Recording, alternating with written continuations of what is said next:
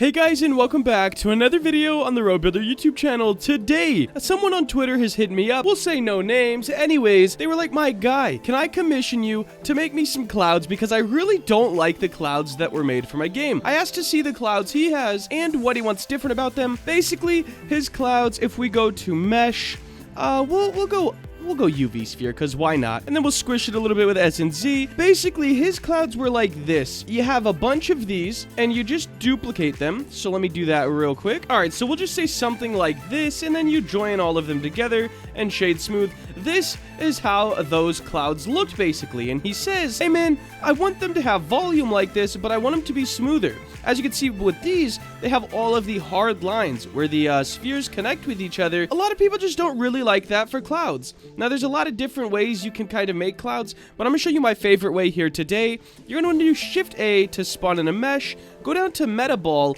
and click on Ball. Now that we have this, these are just so awesome. It's basically a non-destructive way to build everything. So we can scale this up. You can do everything you could do with a normal sphere, but check this out. If we do Shift-D to duplicate it, look at this. They kind of connect to each other automatically. So if we wanted to grab one, put it here, maybe scale it up or down, we have something like this, and then we could grab it again.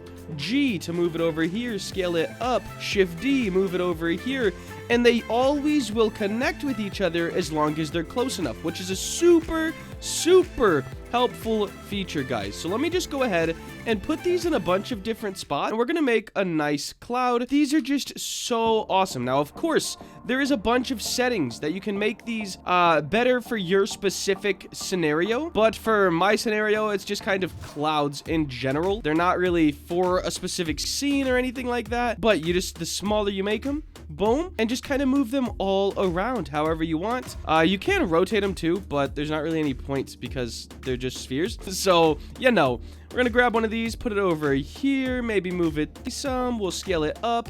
Can grab some of these, scale them down or up, whatever we're feeling really. One up a little bit. Shift-D, we'll put one over here and one over here. So something like this, guys. We have what we see as a cloud. All right, let's go ahead, join all this together with Control J, or we have to actually convert to mesh first. So convert and mesh, and here it is. Very low poly as well with 518 verts. We'll go ahead and shade smooth and auto smooth. It doesn't really do much. And then we can make this a little more flat. So I'll do S and Z like this, and we have a bit of a cloud here. Now, this is a little, I guess you can see all the polys, so we're gonna add a subdivision surface to this right here, and as you can see, it already looks a little bit better. We could bump this up as much as we want, really, and now we have something that looks like this. Now, of course, we're gonna decimate this because, yikes, that is a lot, and we don't need that much. Nonetheless, we have a cool cloud. So if we go over here, decimate, we can kind of fine-tune everything. I usually start off with 0.5. There we go. And that's going to make this go down to 6,000 face count. Perfect. And we're going to decimate it again as well with 0.5. Now it's down to 3,000. As you can see, we're getting a very decent sort of cloud shape here. And we're going to decimate it again because it still looks fine. And it still looks good. So we could even probably do it one more time. It doesn't really mess up any of the mesh. Still hasn't messed up any of the mesh. That's super nice. Really, you do this as many times as you want until it starts messing it up. Like, I think that just made it look better, honestly. Look, let me take this off. You have this, and if we decimate it to 0.5 right here, watch the change.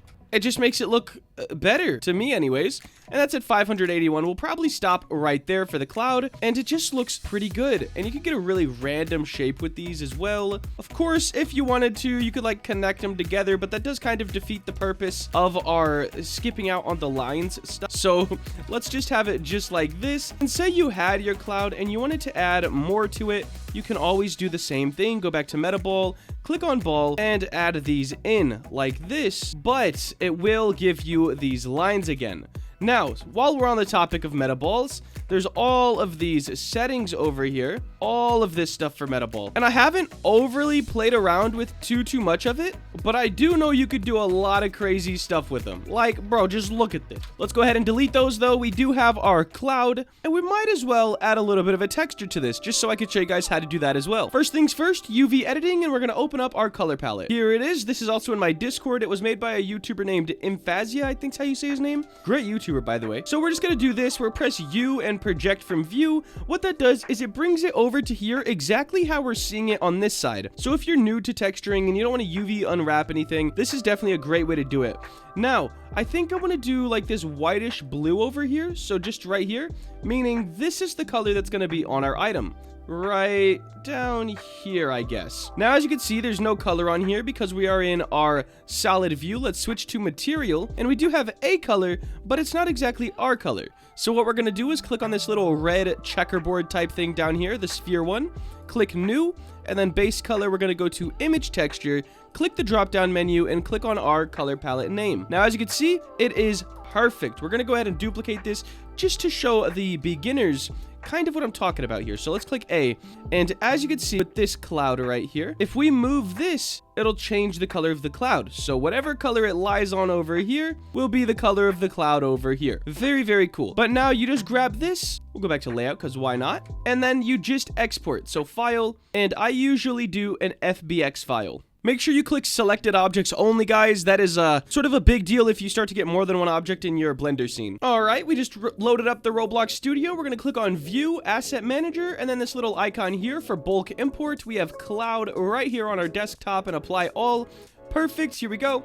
It's going to import to Roblox. Guys, if you're still using the old way of importing meshes where you have like a mesh part, it always does this on the first time. Just try it one more time. Import, cloud, apply all, and it'll work this time. It always does that. The first time you import anything, it's just like, nah, no thanks, buddy. But there we go. Mesh has been resized, and you click on Asset Manager, boom, insert with location, and as you can see, we have a cloud along with our texture. If you don't have your texture, make sure to upload it as a decal to Roblox on the website, and then your texture will always be on your item. But now we just grab these, and you can place them sort of all around your game. Looks good, looks good. Let's delete this, and as you can see, guys, let me go like down. You know what? Get rid of all of the lighting stuff. There we go, guys. The clouds are in Roblox now. As you can see, they look pretty good. Hopefully, this video did help you out. If it did, and you want to see more content like this, please make sure to like, comment, and subscribe. Have a great day. Later.